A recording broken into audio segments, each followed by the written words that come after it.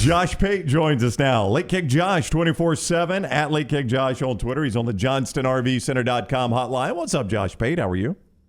200 shows? Is that what I just heard? You did hear that, 200? Yeah. 200. Yeah. Did you bet against us?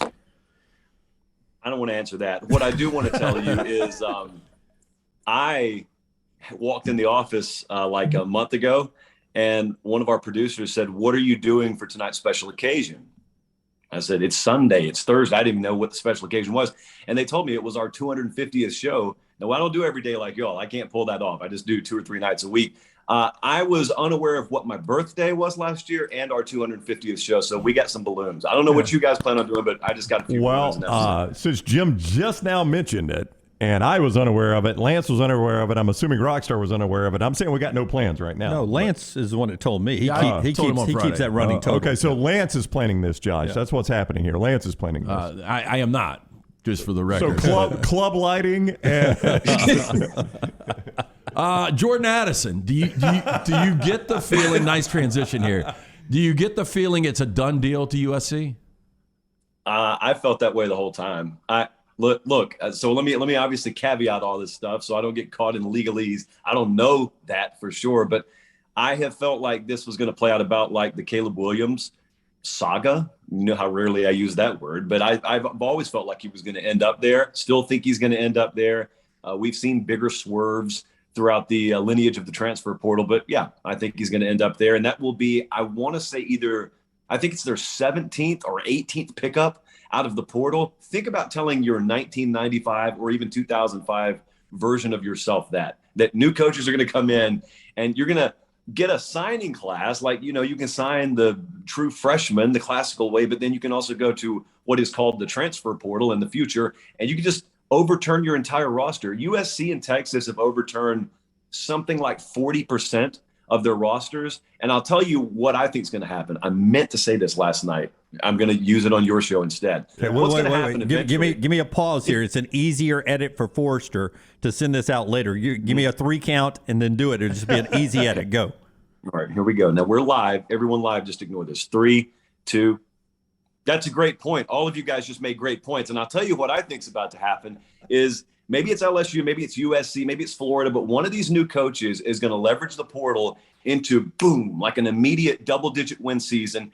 And from that point through the rest of eternity, every fan base that gets a new coaching staff in is going to point to that one data point in history and say, well, if they did it, why can't we do it? Why are you telling us we have to rebuild? They didn't have to rebuild. So I expect that's going to happen. Could it be USC this year? Maybe, but eventually that's going to happen, and it's going to ruin it for every new hire from now until forever.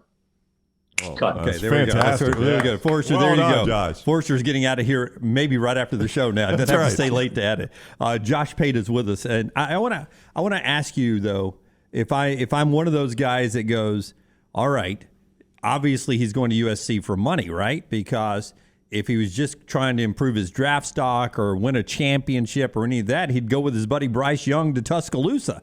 They're not going to give him as much NIL money as USC is in Tuscaloosa. So I'm choosing USC because of money. And am I wrong being that guy saying he's making a financial choice, not a choice to win a championship or improve his draft stock? Well, I mean, yeah, it would be a little short-sighted, dare I say ignorant, to ignore that fact. Yeah, that's in there. But look, if I'm Lincoln Riley, okay, let's say I'm taking that route.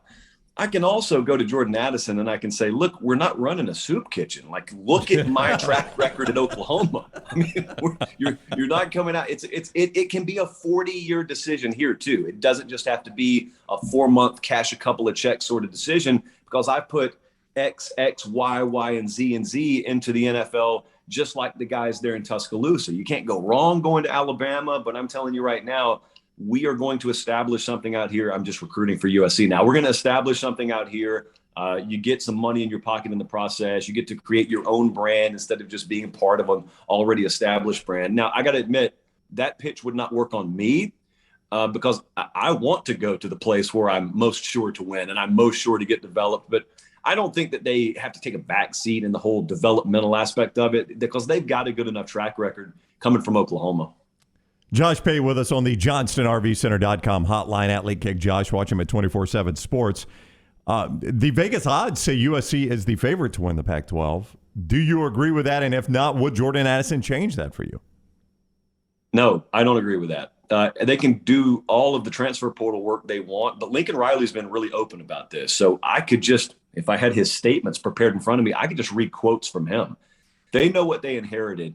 And I think there's been kind of a misnomer about USC that they're just loaded with top 5 classes, and whoever comes in there is just basically inheriting a Lamborghini. You just got to change a couple of hubcaps on it. Well, that's not quite the case.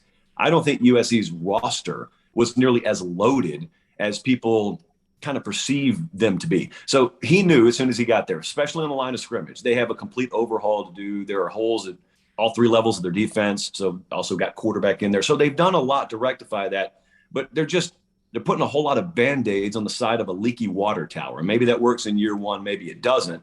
But no, I look at Utah and I look at what they did last year, and I'm not always a believer in year-over-year transition of results. And I'm not saying Utah's taking last year and they're getting to transfer it to this year.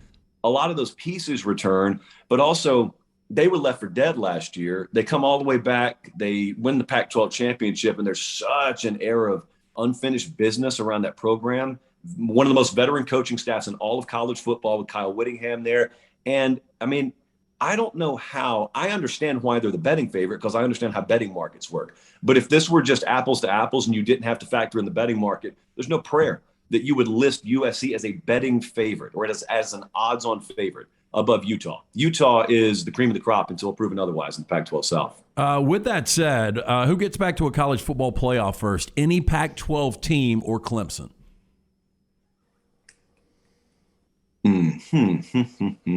How long reasonably could I give you dead air here before it's just too ridiculous? No, see, that was really good there because you were looking up and doing your eyes back and forth. That's a great edit for Forster for an emoji for us later on. It can be a GIF even. I mean, it's fantastic. Or a GIF, depending on what part of the country you're watching us. Brown, do you want to tell them how I responded to you when you asked if I could do Zoom today? With a GIF. Jim's got in my head now. What is it, Rockstar? A GIF? GIF, like the peanut butter. We've never sounded older. A GIF. He responded with a GIF. I was correct. You were to begin with, yes, but you doubted yourself. Well, what was the GIF of, though? It was, so there's 2 things I know about Josh. He is a train enthusiast and he is a tornado chaser. Storm chaser, I think, is the proper word. Is Beat Virginia their best song? The other kind of train. Okay. Yes, the actual train, Rockstar. You like to ride trains, and you ride like a hobo. You're outside on the back of a car. Well, I mean, I wear the same shirt every night. Does it shock you I live hobo lifestyles? Would it shock you that I exhibit hobo tendencies elsewhere in my life? Where does this go back to? I've never ridden a train, and I've got to do one. I've got to ride a train in the next couple of weeks. Part of his bracket payoff. So I need some advice. Look, this is not that upper crust sweater vest Amtrak crowd. No. This is hopping, okay? This is illegal activity. That's why I can't get too deeper into it. Anyway, like 5 minutes ago, you asked me a question. Yeah. I cannot remember what it was. Wait. So you hop trains. He's a train hopper. Will you prove to me that you have 2 legs still? I mean, isn't that very dangerous in the lower limbs? That you could lose a leg jumping on a train, can't you? I think I'd rather hop a train than chase a storm, though. I want to get to the storm chasing. Both are predictable if you have the right apps on your phone. That's a good point. Yeah. So I don't know what we were talking about. What were we talking about? I'll reset it. I'll reset it for you. Back to a college football playoff first. Any Pac-12 team or Clemson? Mm-hmm. I will go Clemson. I don't have a lot of confidence in this answer. That's why I paused for like 3 minutes. I would go Clemson only because I cannot forget what they did up until last year. And then if your 10-win season's the down year, that means you're in a different level than everyone else. That means you're a tier 1 program and you've got first world problems. But the reason I speak so hesitantly is because the stuff that went wrong for them last year in the ACC that got them to a 10-win season and no more, I don't know if they've been rectified. In fact, I could make the argument that maybe there are more question marks about Clemson. They lacked explosivity at the receiver position last year. I don't know that they changed that. They lacked accuracy at the quarterback position. I don't know that they changed that. Like DJ lost a ton of weight. I don't know how that translates to his accuracy. I don't know how that makes them more explosive at the receiver position. Replacing both coordinators that were just staples, and especially Brent Venables, of that multi-year national championship run. There is so much that has to be proven by Dabo Swinney right now, which is just ludicrous to say, because he's a multi-time national championship winning head coach. It's not like he was a coordinator and now he has to prove himself as a head coach. But yet, so much about his philosophy, so much about growing and promoting from within and developing from within, way more so than everyone else does. It's kind of on trial this year, is it not? And so I look at him and I still see them as, I think, the fourth best odds right now to make the playoff, and no one else in the Pac-12 is like that. But yet you're giving me a whole conference out there. I go Clemson to this answer, but it's very slight, very slight. Listen, I know it's all public relations and it doesn't really matter, but coming out of the ACC meetings, boy, those coaches looked a little weak and like they were crying over spilled milk. This part of the show, by the way, brought to you by our friends at Bud Light Next, 0 carbs, 80 calories. You can go check that out by the pool, lake, or beach this weekend. But at the ACC meetings, Josh, you had, I think it was Norvell, Narduzzi has talked about it, Satterfield has talked about it, tampering. Alabama lost players. Oklahoma, my God, they lost a roster to USC.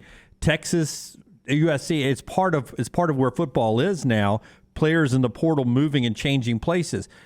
Tampering has gone on for forever, even when you had to sit out back in the day. Do you think the ACC is doing itself a favor by having these coaches comment about tampering, or does it make them look weak and like they're ripe for the picking? I don't particularly mind it. They're saying publicly what a lot of coaches are saying privately, but as much noise as came out of ACC spring meeting week, I paid more attention to what Kirby Smart and Nick Saban said, and they were on a golf course, I think. So I think that got as much attention. I think it should have. I dedicated a lot of time last night to talking about what Kirby said with, I think, Feinbaum. And he said, paraphrasing, what's happening a lot is not so much tampering in the classical sense as it is kids are reaching out to us. And that echoes the feedback I've gotten from several major programs. Georgia's one of them. Bama's another one. Ohio State's another one. Of the fact that daily, those staffers and support staffers, up to and including position coaches and coordinators and head coaches, they're hearing from players on other rosters. I think it would shake people a little bit to know how many major players on perhaps your roster even are reaching out to those major programs and asking, do you have a spot for me? That's not tampering. That's the inverse of tampering. I'm not saying it doesn't go on. I'm not naive. I understand what the lay of the land is right now. But I think the face of tampering, the biggest fear that a lot of fans have with tampering is it's the major programs going and just pillaging and plundering through all the second, third tier rosters out there. And that's not the case. The actual fact is the Georgias or Alabamas of the world are actually more prone to being victimized by tampering. I know no one's going to shed a tear for them. I'm not trying to draw sympathy for them, but I think a lot of folks are painting this as a doom and gloom scenario because they think one thing's happening. And I just don't think it's happening quite the way it's being presented. I think tampering is the perpetrators of tampering, shall I say, are probably a lot more the teams that float in the 5 to 8 win range than the ones that you're terrified of sitting there in the national championship picture every year. Who gets to an SEC championship game first, Jimbo Fisher or Brian Kelly? Jimbo Fisher. He's just further ahead in a program building process. And so I don't doubt Brian Kelly. Now it sounds like I'm fence riding it. I'm just trying to tell you, I believe in Brian Kelly. I'm not one of these, he's not a good fit at LSU kind of folks, but Jimbo Fisher, let me put it this way. It is hard to recruit like they are, and they are going to continue to do and not eventually get a shot because he's not unproven. He's won a national championship before. Dude knows football. He's got a very, very good staff out there. And also, I don't know when this is going to happen. Maybe you guys have more insight than I do on this, but eventually it sounds like there is coming a time where he's not going to have to play Alabama every single year. And he's not going to have to play Arkansas and LSU every single year. So it may be that the schedule also turns the way of Jimbo Fisher in the not too distant future. I have to go with them because they're in the same division. They play each other heads up every year, and Jimbo's further along in his program development than Brian Kelly. I believe in both guys, though. Thank God it has been a very inactive storm spotting season, at least here in Alabama. But do you describe yourself as a professional storm chaser? Would you be an amateur storm chaser? Look, when you're a professional, you have to pay taxes. You know that, Brown. So I'm an amateur everything as far as the government is concerned. How terrible is the movie Twister? Hold on now. Listen, I know you don't have enough time for us to have this conversation. No, we got all the time in the world. We own it. We own the time. Okay, so it's a good point you just made there. So I think that the American Cinematic Society has done a grave injustice to the movie Twister, because I think it glorifies the worst scene in the movie. The cow, for example. Right. Yeah, it's kind of like in Forrest Gump. If you've seen Forrest Gump, which most of us have, and you hear someone say the life is like a box of chocolates quotes, or the run, Forrest, run, that makes it sound like it's just a movie of foolishness. And it's not. It's a great movie. Twister is a great movie. If it holds up scientifically, if it doesn't hold up scientifically, I don't really care. It's a movie for a reason. They didn't show it in a documentary format. They showed it in a silver screen format. I think it's great in what it does. And I was just out in Oklahoma 2 weeks ago doing what they were doing in that very state. It perfectly encapsulates the culture of storm chasing. They could not have nailed that any better if they would have just mounted cameras to storm chasing cars. So that part of Twister they nailed. I love Twister. I swear by it. But I can do without the cow scene. Oh, see. So what he just told us, very realistic portrayal of what storm chasing is like. We never would have known that. Yeah, and I would tell you, I think you were painting him, though, as an amateur. You were trying to do that like he was Penny Lane, Kate Hudson from Almost Famous, like he was following the storm chasers around. He's a real legit storm chaser. Sure. He's a rock star. I didn't doubt that. Yeah. Yeah. Okay. I didn't want you to paint him like he was a storm chasing groupie or something.